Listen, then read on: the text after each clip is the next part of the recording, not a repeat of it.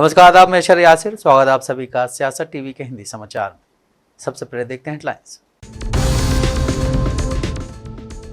वक्फ पर जेपीसी की बैठक खत्म, सरकार के 22 संशोधन पारित, विपक्ष को लगा झटका। उत्तराखंड में यूसीसी लागू, सीएम धामी बोले हलाला इद्दत बहुविवाह 3 तलाक पर होगी पूरी तरह से रोक। उत्तराखंड में यूसीसी लागू होने पर सलमान खुर्शीद का बयान, कहा अगर जरूरत पड़ी तो हम इसे अदालत में देंगे चुनौती।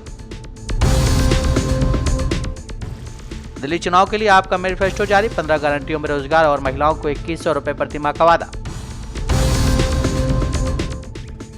अमृतसर में अम्बेडकर की प्रतिमा को किया खंडित, आप पर बरसे संदीप दीक्षित, कहा पंजाब पुलिस तो दिल्ली में। केंद्रीय मंत्री ललन सिंह का आरजेडी नेता तेजस्वी यादव पर पलटवार, कहा नीतीश कुमार थके नहीं हैं। मन से बोले पटवारी, कहा देश का संविधान है खतरे में, नागरिकों के मौलिक अधिकारों का हो रहा है हनन।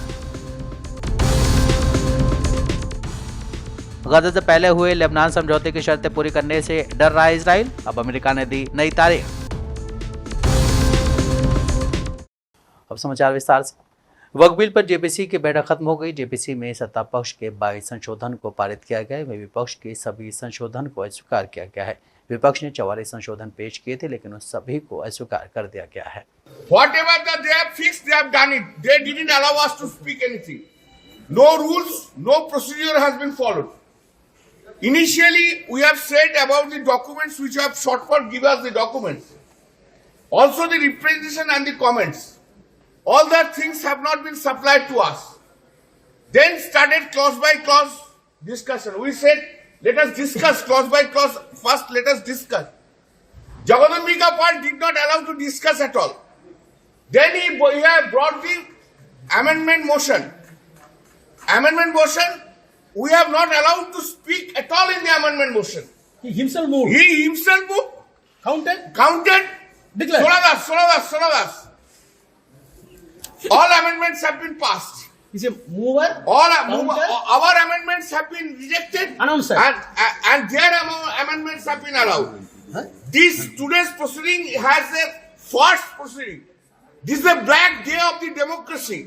जो है वो मुल्क की माइनॉरिटी के साथ, वक्फ बोर्ड के साथ एक मजाक किया गया है, जो कॉन्स्टिट्यूशन को बिल्डोज किया गया है, जिस तरह से प्रोसीजर को खत्म किया गया है, इससे ये एक मजाक लगता है कि ये जो बिल लाया गया एक मजाक था और वक्फ से इससे कोई भला नहीं होने वाला है, बल्कि वक्फ की लूट करने के लिए ये एक प्रोसीजर, जिसमें कोई प्रोसीजर फॉलो नहीं किया गया पार्लियामेंट की।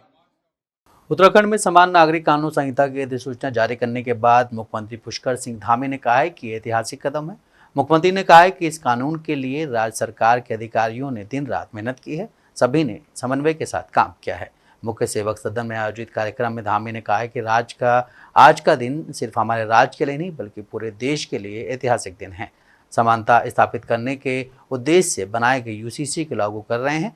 सीएम ने कहा है कि समान नागरिक संहिता किसी भी धर्म पंथ के खिलाफ नहीं है, इसमें किसी को टारगेट करने का कोई कारण नहीं है। ये समाज में समानता लाने का कानूनी प्रयास है, इसमें किसी प्रथा को नहीं बदला गया है बल्कि कुप्रथा को खत्म किया गया है।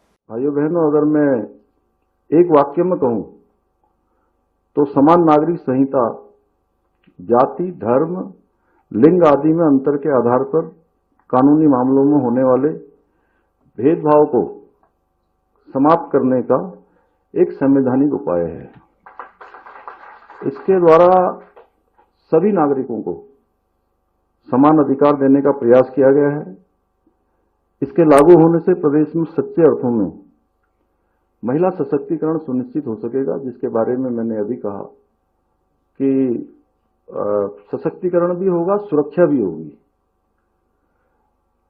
इसके द्वारा जो कुछ कुरीतियां हैं, अब हलाला इद्दत, बहुविवाह, बाल विवाह, 3 तलाक आदि जो कुप्रथाएं हैं, उन पर पूरी तरह से रोक लगाई जा सकेगी। हमारे मीडिया के मित्र मुझे बीच में, मैं दिल्ली के चुनाव में था तो वहां मुझसे मिलने आए थे, तो कुछ लोगों ने मुझसे प्रश्न किया था ऑन कैमरा कि आपने इसमें से जनजातियों को अलग कर दिया। मध्य प्रदेश के महू में कांग्रेस की मेगा रैली के दौरान एक बार फिर संविधान पर खतरे को बीजेपी को निशाने पर लिया गया है। मंच में कांग्रेस के दिग्गज नेता मल्लिकार्जुन खड़गे, राहुल गांधी और सचिन पायलट ने मौजूदा केंद्र सरकार पर संवैधानिक संस्थानों को कमजोर करने का आरोप लगाया है। सचिन पायलट ने कहा है कि डॉक्टर बी आर अम्बेडकर की जन्मस्थली ने कांग्रेस एक बार फिर से लोगों की यही अपील कर रही है कि देश के संविधान के मूल स्वरूप के बनाए रखने और उसकी सुरक्षा के लिए लोगों को सामने आना चाहिए। देश भर में गणतंत्र दिवस बनाए हम लोगों ने और हमारे देश में, भारतवर्ष में लोकतंत्र मजबूत इसलिए है क्योंकि हमारी संस्थाएं, हमारा संविधान मजबूत है और गणतंत्र को मजबूत बनाए रखने के लिए उन संवैधानिक संस्थाओं का मजबूत रहना बहुत जरूरी है। आज खड़गे जी, राहुल गांधी जी और अब सब अंबेडकर साहब की जन्मभूमि से एक आह्वान कर रहे हैं पूरे देशवासियों से कि इस देश में जो ताकतें हैं, जो संवैधानिक संस्थाओं को लगातार नीतिगत तरीके से कमजोर करने की कोशिश कर रही हैं, उनके खिलाफ हमें खड़ा होना है। देश भर में कांग्रेस के कार्यकर्ता और हमारे गठबंधन के सभी साथी मिलकर ये मुहिम चलाएंगे। हैदराबाद से सांसद और एमआईएम चीफ असदुद्दीन ओवैसी वक्फ विधेयक को लेकर लगातार बीजेपी सरकार पर निशाना साध रहे हैं। एक बार फिर से उन्होंने विधेयक को लेकर पार्टी पर हमला किया है। सोशल मीडिया साइट एक्स पर एक पोस्ट करते हुए ओवैसी ने गुजरात के द्वारका में हुए बुलडोजर एक्शन का जिक्र करते हुए सरकार को घेरा है। ओवैसी ने कहा कि द्वारका में विध्वंस मुसलमानों, उनके पूजा स्थलों और कब्रिस्तानों को निशाना बनाकर किया गया है। वो सुप्रीम कोर्ट के आदेशों का खुलेआम उल्लंघन कर रहे हैं। साथ ही ओवैसी ने कहा कि ध्वस्त कब्रिस्तान और दरगाह को सरकारी रिकॉर्ड में इसी रूप से मान्यता दी गई थी। सरकार ने कभी भी उनकी स्थिति को चुनौती नहीं दी। इसके आगे एमआईएम चीफ ने कहा है कि हालिया विध्वंस प्राकृतिक न्याय के सिद्धांतों का पालन किए बिना हुई है। ये बेहद निंदनीय है। ओवैसी ने कहा है कि विध्वंस से यह भी साबित होता है कि मोदी सरकार वक्फ विधेयक में संशोधन क्यों कराना चाहती और वक्फ के खिलाफ सुरक्षा को क्यों कमजोर करना चाहती है। दरअसल द्वारका जिले में सरकार ने हाल ही में बुलडोजर चलाया था। यहाँ के 7 आइलैंड्स में अवैध रूप से बनाए गए ढांचों को तोड़कर अतिक्रमण मुक्त कर दिया गया। सरकार ने इस कार्रवाई के दौरान कुल 36 ढांचों को जमींदोज किया। इनमें अवैध रूप से बने मजहबी ढांचे भी शामिल थे। इस दौरान हजरत पंचमीर की दरगाह को भी प्रशासन ने तोड़ दिया था। इससे पहले असदुद्दीन ओवैसी ने यह भी कहा था कि सरकार का असली उद्देश्य वक्फ संपत्तियों को बचाने के बजाय उन्हें नष्ट करने का है। उनका आरोप था कि इस बिल के तहत जो संशोधन प्रस्तावित है वो वक्फ संपत्तियों की रक्षा करने के बजाय उनकी स्थिति को कमजोर करेगा। कांग्रेस नेता सलमान खुर्शीद ने आज कहा है कि अगर जरूरत पड़ी तो उत्तराखंड समान नागरिक संहिता को अदालतों में चुनौती दी जाएगी। उनका ये बयान ऐसे समय आया जब उत्तराखंड में आज से यूसीसी लागू हो गया है। खुर्शीद ने संवाददाताओं से कहा इसे होने दे, उन्हें इसे आज लागू करने दें, इसके बाद हम देखेंगे। उन्होंने कहा है कि मेरा भी उत्तराखंड में एक घर है, क्या ये मुझ पर भी लागू होगा। इसमें यह भी कहा गया है कि ये उन लोगों पर लागू होगा जो उत्तराखंड के निवासी हैं, चाहे वो कहीं भी रहते हों। अगर इसमें कुछ होता है तो हम चर्चा जरूर करेंगे और हम इसके लिए अदालत भी जाएंगे। हो जाए ना, आज लागू कर रहे हैं, उसके बाद फिर देखेंगे। अब आप सुनिए, मेरा भी एक छोटा सा घर है उत्तराखंड में। अब क्या मुझ पर ये लागू होता है कि नहीं होता है? वो ये भी कहता है कि उत्तराखंड के जितने निवासी उत्तराखंड के रहने वाले हैं वो कहीं भी हो, उन पर ये लागू होगा। तो कहाँ जाएगा पीछे यूसीसी, पीछे कहाँ तक जाएगा? और यूनिफॉर्म सिविल कोड है तो यूनिफॉर्म तो होना चाहिए पूरे देश भर का। तो उन्होंने क्या सोच कर किया है और कैसे किया है, अभी बात हमारी समझ में नहीं आई। अब वो जब लागू करेंगे, लागू करने पर जब कोई ऐसा विषय आएगा जिस पर उसकी चर्चा करने की आवश्यकता होगी तो वो करेंगे। उसको अगर चैलेंज करने की आवश्यकता होगी कोर्ट में तो वो भी किया जाएगा।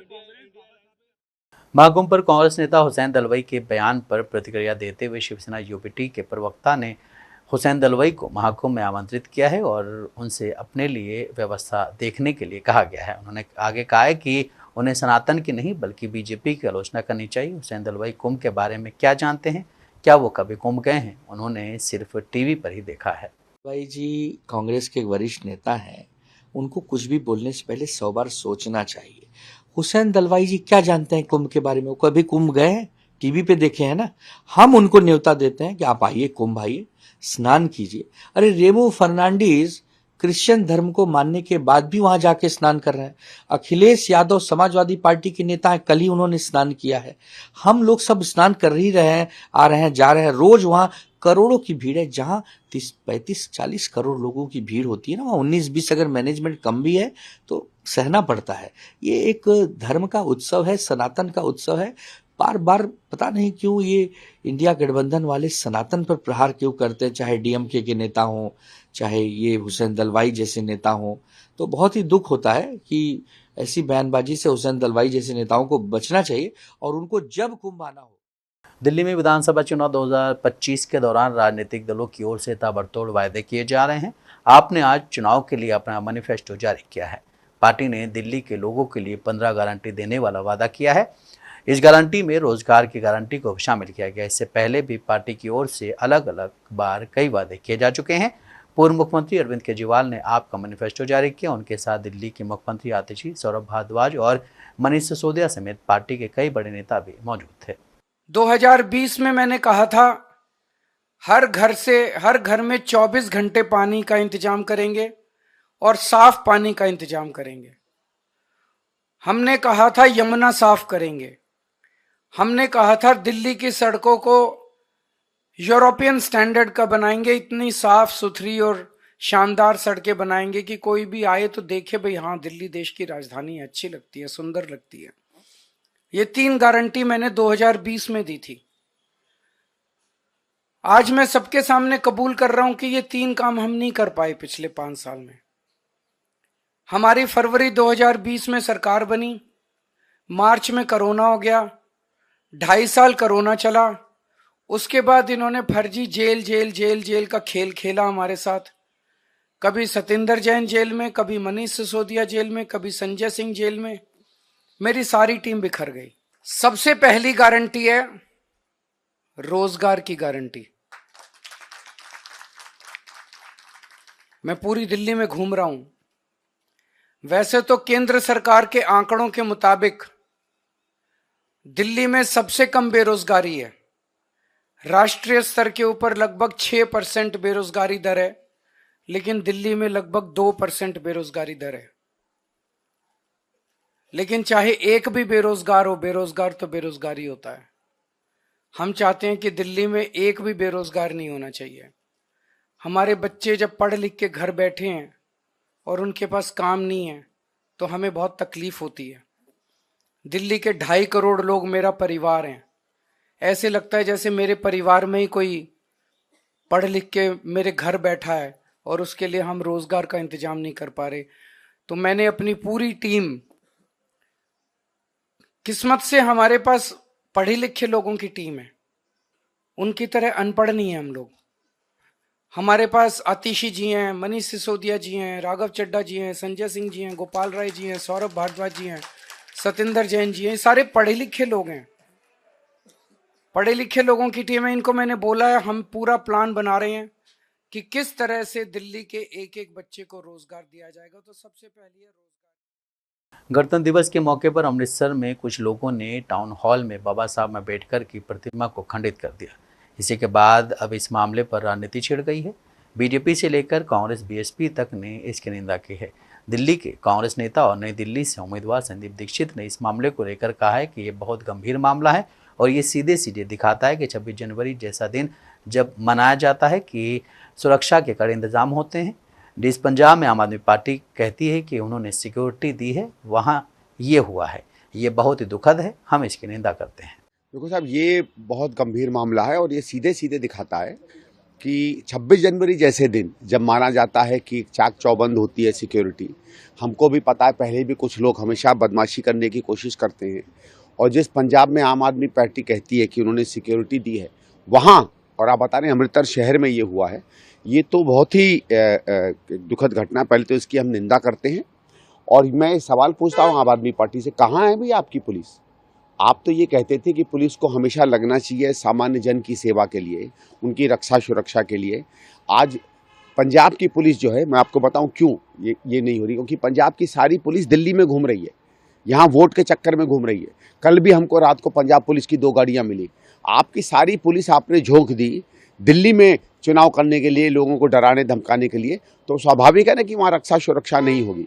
और बाबा साहब की स्टैचू को कई बार हमने देखा है कि 26 जनवरी के आसपास कुछ बदमाशी तत्व उनको करते, वहाँ सिक्योरिटी देनी चाहिए थी। अरविंद केजरीवाल को ना बाबा साहब के प्रति कोई सम्मान है, ना जनता के प्रति कोई उनके मन में संवेदनशील। संगम में रविवार को सपा प्रमुख अखिलेश यादव ने डुबकी लगा। इस पर उत्तर प्रदेश के डिप्टी सीएम ब्रजेश पाठक ने कहा है कि जब अखिलेश यादव ने कुंभ क्षेत्र में प्रवेश किया और स्नान किया तो हमें बहुत अच्छा लगा। उन्होंने कहा है कि प्रयागराज में कैबिनेट का आयोजन करना राजनीति है। कल वो मुलायम सिंह की प्रतिमा कुंभ क्षेत्र में लगाने वालों से मिले, प्रतिमा पर माला पहनाई। क्या ये राजनीति नहीं है? ये राजनीतिकरण नहीं है क्या? जब उन्होंने महाकुंभ क्षेत्र में प्रवेश किया कि स्नान करेंगे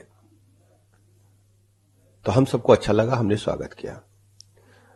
लेकिन एक बयान उनका लगातार प्रदेश देश की जनता बहुत गंभीरता के साथ देख रही है और मनन कर रही है। उन्होंने कहा कि संगम तट पर त्रिवेणी में, प्रयागराज में, महाकुंभ परिसर क्षेत्र में कैबिनेट का आयोजित करना राजनीतिक है और उन्होंने मुलायम सिंह जी की प्रतिमा जिन लोगों ने कुंभ क्षेत्र में लगाई है वहां जाकर के उनसे मिलना, क्या ये पॉलिटिकल नहीं है? पॉलिटिकलाइज करना नहीं है? राजनीतिकरण नहीं है महाकुंभ का? भारतीय राजनीति में इस प्रकार की दोरंगी नीति जनता स्वीकार नहीं करती है। अखिलेश यादव जी को अपने गिरेबान में झांकना चाहिए और यह सोचना चाहिए कि एक तरफ आप उंगली उस परंपरा के खिलाफ उठा रहे हैं जो सनातन संस्कृति है, जो सदियों से, सैकड़ों व हजारों वर्षों से परंपरागत ढंग से महाकुंभ आयोजित हो रहा है। जहां तक व्यवस्थाओं का सवाल उन्होंने उठाया, उनसे पूछिए जब उनके कार्यकाल में 2025 के बिहार विधानसभा चुनाव पर आरजेडी सांसद मीसा भारती ने आज कहा है कि तेजस्वी यादव ने थके हारे मुख्यमंत्री नीतीश कुमार से नियुक्ति पत्र बंटवाकर सरकारी नौकरियां देने का अपना वादा पूरा किया। अगर हमें सरकार बनाने का मौका मिलता है तो हम 200 यूनिट बिजली मुफ्त देंगे, हम वृद्धावस्था पेंशन बढ़ाकर 1500 रुपये कर देंगे। उन्होंने आगे कहा है कि बिहार के डिप्टी सीएम सम्राट चौधरी को लेकर बयान दिया है। कहा है कि ईवीएम के साथ छेड़छाड़ कर रहे होंगे, लेकिन बिहार के लोग पहले ही तय कर चुके हैं कि वो इंडिया ब्लॉक के उम्मीदवारों को ही वोट देंगे। देखिए, आगामी बिहार विधानसभा है और जो राष्ट्रीय जनता दल है और इंडिया गठबंधन है वो जनता के साथ खड़ी है। जनता के हर एक मुद्दों पर कदम से कदम मिलाकर के उनके साथ है, चाहे वो बेरोजगारी का मुद्दा हो, चाहे वो महंगाई का मुद्दा है। एक तरफ आप देखिए कि तेजस्वी को 17 महीने की सरकार में मौका मिला था, तो उन्होंने जो वादा किया था इस प्रदेश की जनता से कि अगर आप उनको मौका देते हैं तो वो सरकारी नौकरी देने का काम करेंगे, उन्होंने करके दिखाया। उसी थके हारे मुख्यमंत्री के हाथों नियुक्ति पत्र बंटवाने का काम किया। दूसरी ओर देखिए, अभी स्मार्ट मीटर की बात जहां चल रही है, हम लोग ने वादा किया है कि हमारी सरकार को मौका मिलता है और जो कि मुझे पूरा विश्वास है कि मुझे मौका, हमारी सरकार हमारी बनेगी, इंडिया गठबंधन की सरकार बिहार में बनेगी तो हम 200 यूनिट बिजली मुफ्त देने जा रहे हैं। जो ये सरकार आज 400 रुपए वृद्धा पेंशन दे रही है उसको बढ़ा करके हम लोग 1500 रुपए करने जा रहे हैं। जो गैस सिलेंडर आज 1200 रुपए का ये सरकार दे रही है उसको हम लोग 500 रुपए करने का जा रहे हैं। और सबसे बड़ी बात हमारी जो माई बहन मान योजना जो है, सम्मान योजना है, इसमें हम लोग महिलाओं को 2500 रुपए सहायता राशि देंगे जो अपने छोटे मोटे काम। केंद्रीय मंत्री ललन सिंह ने राष्ट्रीय जनता दल के नेता तेजस्वी यादव के बयान पर पलटवार किया है। पटना में आज मीडिया से बातचीत के दौरान उन्होंने कहा कि तेजस्वी यादव अपना काम करते रहें, नीतीश कुमार थके नहीं हैं। सीएम नीतीश 20 साल तक शासन करके भी बिहार के जिले जिले का दौरा कर रहे हैं, जो बचे हुए विकास के काम है उसे कर रहे हैं। सीएम नीतीश काम करते हैं, ये लोग सिर्फ बात बनाते हैं। ये जोड़ रहा है, आप ही जोड़ रहे हैं क्या? विपक्ष के लोग विपक्ष के लोगों का हम जवाब देते हैं, धंधा हम करते हैं। ये धंधा उन लोगों का है, ये काम उन लोग करते हैं, हम लोग नहीं करते। तेजस्वी जी अपना काम करते रहे, नीतीश जी थक नहीं गए हैं। नीतीश जी 20 साल शासन करके भी आज बिहार के जिला जिला का दौरा कर रहे हैं और जो बचा हुआ विकास का काम है उसको कर रहे हैं। तो नीतीश जी काम करते हैं, ये लोग बात बनाने वाले हैं, तो बात ये लोग बनाते हैं। राष्ट्रीय जनता दल के नेता मनोज झा ने कहा कि यूसीसी पर लोग बड़ी बड़ी बात कर रहे हैं। मैं कहूँगा कि संविधान सभा की बैठक पर जाएं। विभाजन के बाद जो हालात थे उसमें भरोसे का सूचकांक न्यूनतम स्तर पर था। एक बार विमर्श करके देखें कि क्या आज भरोसे का सूचकांक बढ़ा है। मैं नहीं मानता हूँ। विविधता भरे इस देश में प्राथमिकता असमानता खत्म करने की होनी चाहिए, न कि एक रूपता को एक डॉग व्हील पॉलिटिक्स की तरह इस्तेमाल किया जाए। बहुत बहस हुई थी और तकसीम पार्टीशन के बाद जो विभाजन के बाद हालात थे जिसमें भरोसे का सूचकांक आपसी सौहार्द न्यूनतम स्तर पर था। एक बार विमर्श करके देखें कि क्या आज भरोसे का सूचकांक बढ़ा है। मैं नहीं मानता, नंबर 1। नंबर 2, विविधता भरे इस देश में प्राथमिकता असमानता खत्म होने की चाहिए, न कि यूनिफॉर्मिटी को एक डॉग विसिल पॉलिटिक्स की तरह इस्तेमाल किया जाए। दूसरा, ये हिंदू मुसलमान का मामला ही नहीं है। छोटे छोटे जातियों जाति समूहों के अपने रस्म और रिवाज हैं, आप उनको किस नजरिए से पेंट करना चाहते हैं, ये महत्वपूर्ण है। तो 44 आर्टिकल में directive principles of state policy में संविधान के निर्माण मध्य प्रदेश कांग्रेस अध्यक्ष जीतू पटवारी ने कहा कि अंबेडकर ने कहा था संविधान जैसे हाथों में होगा वैसा उपयोग होगा। आज संविधान मोदी जी के हाथों में है। देश के सांसद विधायकों का सौदा हो रहा है। अमित शाह जी ने संसद के अंदर अंबेडकर का जो अपमान किया वो सोची समझी साजिश है। जीतू पटवारी ने आगे कहा कि राहुल गांधी ऐसे नेता हैं जो देश में सामाजिक सुधार की क्रांति लेकर आए हैं। देश को एक करने 4000 किलोमीटर की यात्रा की। राहुल गांधी ने संविधान को बचाने के लिए बीजेपी को 400 पार नहीं होने दिया। ये देश के संविधान की जब रक्षा की बात आएगी तो कांग्रेस पार्टी का सर्वोच्च एक एक कार्यकर्ता, परिवार के लोग हमारी विचारधारा अपना लुटाने के लिए तैयार रहेंगे। आखिर भारतीय जनता पार्टी लगातार आरक्षण पर सवाल उठाती है, लगातार संविधान को बदलने की बात करती है। अभी देश की आजादी पे प्रश्न लगाए। अमित शाह जी ने अंबेडकर जी का जो अपमान किया वो सोचे समझे साजिश के लिए के तहत किया। जिस तरीके से इनको अब की बार 400 पार की बात हो रही थी, तो जो अब की बार 400 पार नहीं हो पाया तो अब उसकी खींच निकाल रहे हैं और अंबेडकर जी का संसद में अपमान कर रहे हैं। तो मैं मानता हूं हमारा दायित्व है। कोलंबिया के राष्ट्रपति गुस्तावो पेट्रो ने अमेरिका के राष्ट्रपति डोनाल्ड ट्रंप की तीखी आलोचना की। उन्होंने कहा है कि अमेरिकी राष्ट्रपति लालच की वजह से मानव जाति को खत्म करने जा रहे हैं। अमेरिका और कोलंबिया अवैध प्रवासियों के मामलों को लेकर आमने सामने आ गए हैं। प्रवासियों को निर्वासित करने के लिए बोगाट आ रहे 2 अमेरिकी सैन्य विमानों को कोलंबिया ने एंट्री की इजाज़त नहीं दी थी। सोशल मीडिया पर कोलंबिया के राष्ट्रपति ने लिखा है कि ट्रंप, मुझे वास्तव में अमेरिका की यात्रा करना पसंद नहीं है। ये थोड़ा उबाऊ है, लेकिन मैं स्वीकार करता हूं कि वहां कुछ सराहनीय चीजें हैं। मुझे वाशिंगटन के अश्वेत लोगों के बीच जाना पसंद है। अमेरिका में अश्वेतों और लैटिनों को एक साथ आना चाहिए। उन्होंने आगे कहा है कि मैं स्वीकार करता हूं कि मुझे Walt Whitman, Paul Simon, Noam Chomsky और मिलर पसंद है। मैं निकोला सैको और बार्टोलोमो वेंजेटी का अनुसरण करता हूं। उनकी हत्या मजदूर नेताओं ने बिजली की कुर्सी से की थी। अमेरिका के राष्ट्रपति डोनाल्ड ट्रंप पर निशाना साधते हुए उन्होंने आगे लिखा है कि आप लालच की वजह से मानव प्रजाति को खत्म करने जा रहे हैं। शायद एक दिन आप विस्की के एक गिलास के साथ खुलकर बात कर सकते थे, लेकिन ये मुश्किल है क्योंकि आप मुझे एक निम्र जाति मानते हैं और मैं ऐसा नहीं हूं, ना ही कोई कोलंबियाई है। मैं बहुत जिद्दी हूं। उन्होंने आगे लिखा है कि आप अपनी आर्थिक ताकत और अपने अहंकार के साथ तख्ता पलट करने की कोशिश कर सकते हैं, लेकिन मैं अपने कानून में मारूंगा। मैंने यातना का विरोध किया और मैं आपका विरोध करता हूं। मैं कोलंबिया के बगल में दास व्यापार नहीं चाहता। हमारे पास पहले से बहुत से थे और हमने खुद को मुक्त कर लिया है। पेट्रो ने कोलंबिया को दुनिया का दिल कहते हुए कहा है कि ट्रंप इसे नहीं समझते हैं। आप मुझे मार देंगे, लेकिन मैं अपने लोगों में जीवित रहूंगा। हम हवाओं, पहाड़ों, कैरेबियन सागर और स्वतंत्रता की चाहत वाले लोग हैं। वहीं इजराइल हिजबुल्लाह में चले लंबे युद्ध के बाद हुए सीज फायर की मियाद कल यानी 26 जनवरी को पूरी हो गई। समझौते के तहत इजराइल को 60 दिनों के अंदर लेबनानी गांवों से अपनी सेनाएं हटानी थी, लेकिन इजराइल ने कुछ छेद पर अभी तक अपना कब्जा जमा रखा है। जहां लेबनान का समझौता गाजा समझौते से कई महीने पहले हो गया था, लेकिन इसको पूरी तरह लागू नहीं किया जा सका है।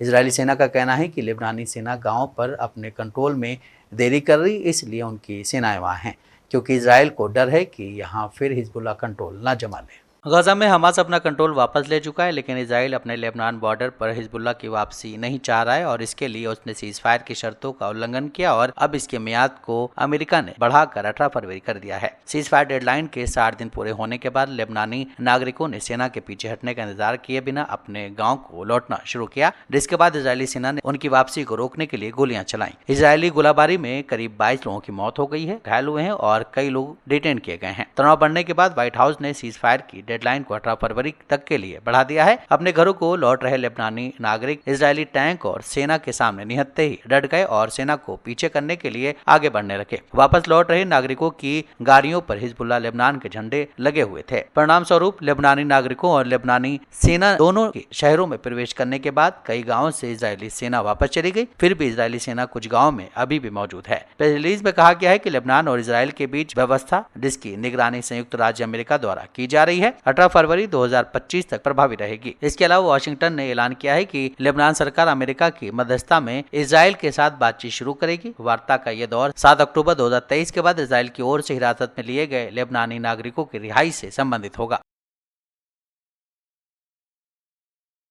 हिंदी समाचार यही समाप्त होता है। मुझे दें इजाजत। बाकी खबरों के लिए अपने रहें सियासत टीवी के साथ।